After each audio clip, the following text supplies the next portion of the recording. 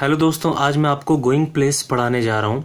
यह आपका 12th class में चैप्टर है और लास्ट चैप्टर है।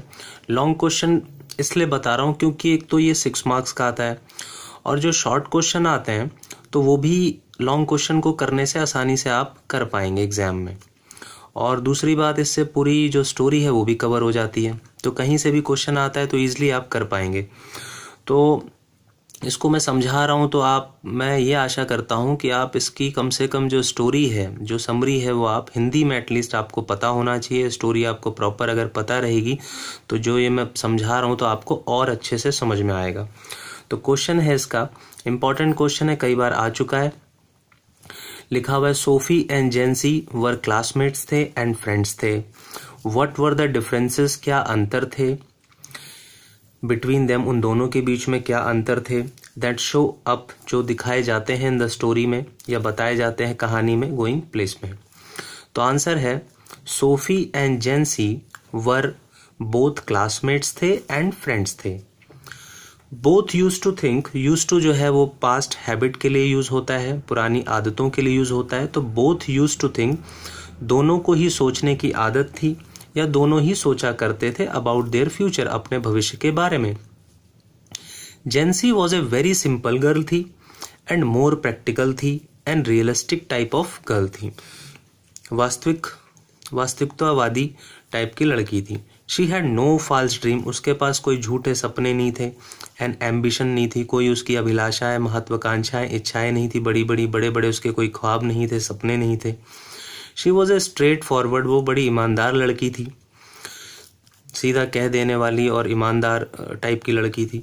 शी वॉज अवेयर थी, वो जागरूक थी, उसे पता था about her lower middle class family background के बारे में। उसे पता था कि भाई मैं एक गरीब परिवार से बिलोंग करती हूँ। उसके जो पाँव थे वो ग्राउंड पे थे, हवा में नहीं थे। शी आस्क, वो कहती थी सोफी को भी, टू बी यानी बनने के लिए, सेंसिबल बुद्धिमान बने, क्योंकि वो फ्रेंड थी, वो चाहती थी सोफी का भला करना, कि भाई ये गलत दिशा में या डायरेक्शन में ना जाए और वो भी सेंसिबल बने, बुद्धिमान बने और प्रैक्टिकल बने एंड मोर प्रैक्टिकल बने। बिकॉज, क्योंकि शी न्यू, वे जानती थी दैट कि बोथ वर ईयर मार्क, कि दोनों को ही निश्चित किया गया है फॉर द बिस्किट फैक्ट्री के लिए। जेंसी को ये बात पता थी कि भाई दोनों ही गरीब परिवार से संबंधित हैं, तो उनका कुछ होना नहीं है 12th क्लास के बाद और इन्हें बिस्किट फैक्ट्री में ही जॉब लगनी है या जॉब मिलेगी। तो उसे पूरी रियलिटी अपने बारे में उसको पता था, और ज़्यादातर लोगों को पता ही होता है अपने बारे में कि हमारा क्या इन फ्यूचर होने वाला है। ऑन दी अदर हैंड, दूसरी तरफ जो सोफी थी, had a very high dreams, उसके बड़े ऊंचे सपने थे, वो बिल्कुल अलग थी। अबाउट हर फ्यूचर, अपने भविष्य के बारे में। शी लिव्ड, वो जिया करती थी या वो रहा करती थी, इन ए ड्रीमी वर्ल्ड में, एक काल्पनिक संसार में, एक सपनों वाले संसार में वो रहती थी। ऑफ हर एम्बिशंस, अपनी अभिलाषाओं के, अपनी महत्वाकांक्षाओं के, अपने बड़े बड़े ख्वाबों के। शी हैड, उसके पास था, हर ओन ड्रीम, उसका खुद का ही सपनों वाला संसार था, वर्ल्ड था। शी हैड नो सोर्स, उसके पास कोई सोर्स भी नहीं था, साधन भी नहीं था, स्रोत भी नहीं था ऑफ मनी, पैसों का। एंड बिलोंग भी करती थी वो टू ए पुअर फैमिली से।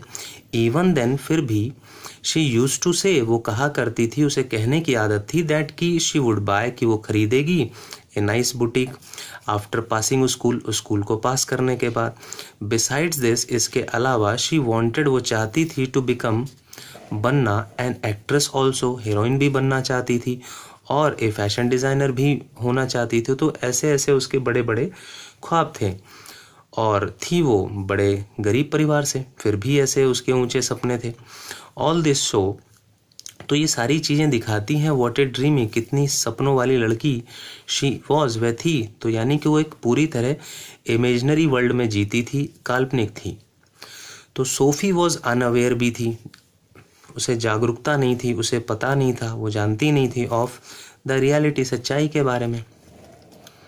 कुछ बच्चे होते हैं जो अपने ख्वाबों में रहते हैं, सपनों में रहते हैं, बट जेंसी जो थी, न्यू जानती थी that all those different types of work, ये जितने भी वो गिना रही थी कि मैं ये बनना चाहती हूँ, फैशन डिज़ाइनर, मैं शॉप खोलना चाहती हूँ, मैनेजर बनना चाहती हूँ, तो जितने भी ये काम थे, इस तरह के जो काम होते हैं, उनको नीड होती है, ज़रूरत होती है पैसों की, which was beyond the capacity of Sophie's parents, जो कि सोफ़ी के जो माँ बाप थे उनकी क्षमता के बिल्कुल परे था, बाहर था, वो उनकी आउट ऑफ रीच था। जेंसी ट्राई करती थी, कोशिश करती थी टू वॉर्न, चेतावनी देने की हर उसको against such a false dream, इस तरह के झूठे सपनों के खिलाफ।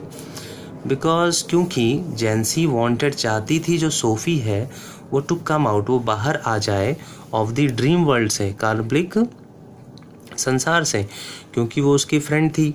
तो चाहती थी कि भाई वो गलत दिशा में ना जाए, और कल को जब उसके सपने टूट जाएंगे, वो पूरे नहीं होंगे, तो उसी को निराशा हाथ लगेगी और वो बहुत रोएगी, उसे बहुत हर्ट होगा, बहुत दुख होगा। तो एज ए फ्रेंड जो है वो चाहती थी कि सोफ़ी जो है, सोफ़ी के साथ ऐसा ना हो।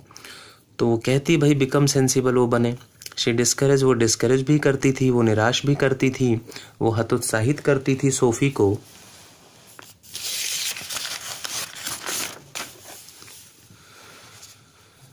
वो निराश इसलिए करती थी सोफ़ी को बिकॉज क्योंकि शी न्यू, वे जानती थी दैट कि बोथ वर ईयर मार्क, की दोनों को ही निश्चित किया गया है फॉर द बिस्किट फैक्ट्री के लिए। यानी जो जेंसी है वो जानती थी कि इन दोनों को कहाँ निश्चित किया गया है, उनका कहाँ भाग्य जो है कहाँ जाएगा, वो बिस्किट फैक्ट्री में ही उनका भाग्य उनको ले जाएगा। तो इस तरीके से चैप्टर है। तो आशा करता हूँ दोस्तों ये आपको समझ में आया होगा। और अब मैं शायद नेक्स्ट चैप्टर जो है वो मैं डीप वाटर या फिर लॉस्ट स्प्रिंग में से कुछ लॉन्ग क्वेश्चन कराऊंगा। तो ओके फ्रेंड, तब तक के लिए बाय।